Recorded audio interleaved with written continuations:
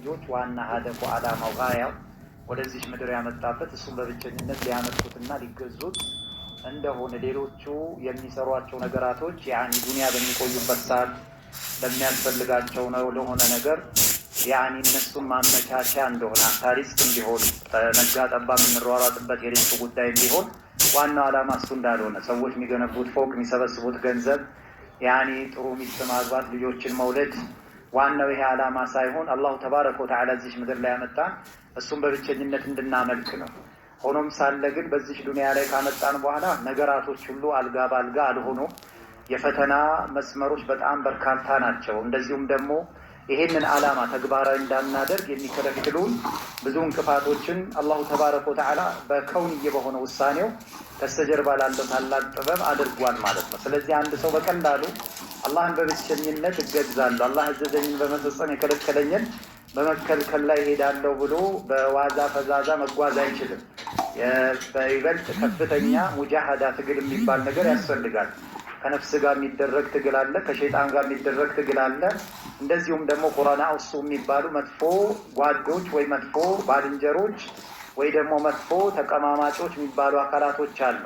ከነዛው ጋር ሁሉ የሚደረግ እልህ አስጨራሽ የሆነ ትግሎች ተደርጎ ነው ያኔ መጨረሻ ዓላማ ላይ የሚደረሰው ጽናት ላይ የሚደረሰው ማለት ነው። ይህንንም በሚመለከት በዋነኝነት ለሰው ልጆች አላሁ ተባረከ ወተዓላ 3 ጠላቶችን በምድር ላይ አድርጎላቸዋል።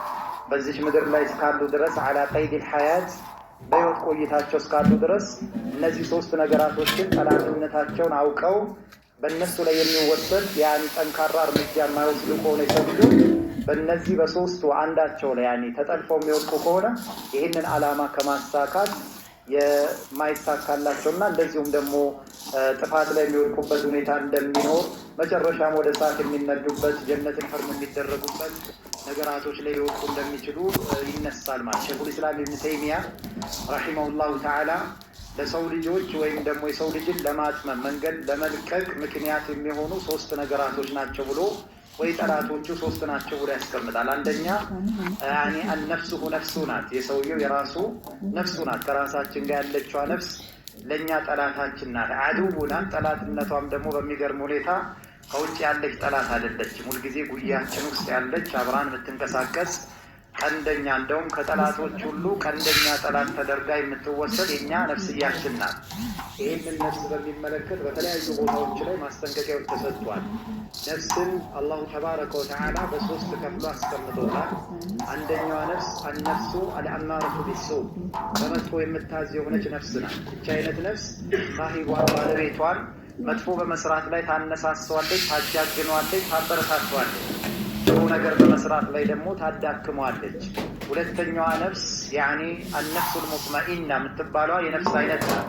እቺ አይነቷ ነፍስ በተቃራኒው ከአነፍስ አልአማረቱ ቢሱእ በመጥፎ ከምታዘው ነፍስ በተቃረነ መልኩ ሳሂቧን ባለቤቷን በጥሩ ነገር ታነሳሰዋለች፣ በኸይር ነገር ላይ ታጃግነዋለች፣ ታበራተዋለች። በመጥፎ ነገር ላይ ደግሞ እንዳይነሳሳ ታዳክመዋለች። እንደዚህ አይነት ነፍስ ባልተቤቶች ያው አንቢያዎች ሩሱሎች አብራሮች የዚህ ነፍስ ባልተቤቶች ናቸው። እቺን ነፍስ የተወፈቀ አካል ተወ አልሙወፈቅ የተወፈቀ ማለት እሱ ነው። ትልቅን ነገር አላህ የገጠመው ማለት እሱ ነው በማለት ያነሳሉ። ሌላኛው 3ኛው ነፍስ አልነፍሱ ለዋም ወቃሽ የሆነችው ነፍስ በምትባል የምትታወቀው ናት።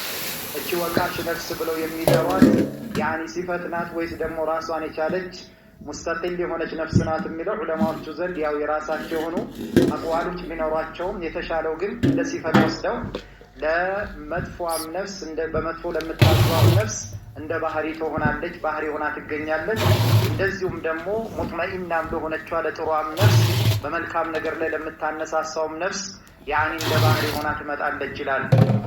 አነፍሱ ለዋም ወቃሽ የሆነችው ነፍስ መች ነው? አንድ ነፍስ ያኒ አነፍሱ አልአማረቱ ቢሱእ በመጥፎ የምታዘው ነፍስ መች ነው ያኒ ወቃሽ ነፍስ የምትሆነው ከተባለ ሳሂቧ ኸይር ስራ በሚሰራ ሰዓት ያው በመጥፎ የምታዝ ነፍስ አትወድምና እሱን ወቃሽ ሆና ትነሳለች፣ ይህን መልካም ስራ ለምን ሰራ በሚል። እንደዚሁም ደግሞ በጥሩ ስራ ላይ ሲሯሯጥ እንደምትወቅሰው ሁሉ ከሐራምና ከተከለከሉ ነገራቶችም ደግሞ ወደኋላ አድርጎ ሲርቅ በዛ ላይ ወቃሽ ሆና ትገኛለች። ራሷ አነፍሱ አልአማረቱ ቢሱእ النفس اللوامة هنا تገኛለች እሷ በምትፈልገው መስመር ሳሂቧ ካልሄደላት እሷ በምትፈልገው የወንጀል አዘቅት ውስጥ ካልተዘፈቀላት ለምን ይሄንን አልሆነም ብላ ወቃሽ ነፍስ ሆና ትቀርባለች ይላል النفس يعني المطمئنة የሆነችዋ ነፍስ ደግሞ ወቃሽ ሆና የምትገኘው ባለቤቷ መች ነው ባለቤቷ يعني ወንጀሎችን ሲዳፈር አላህ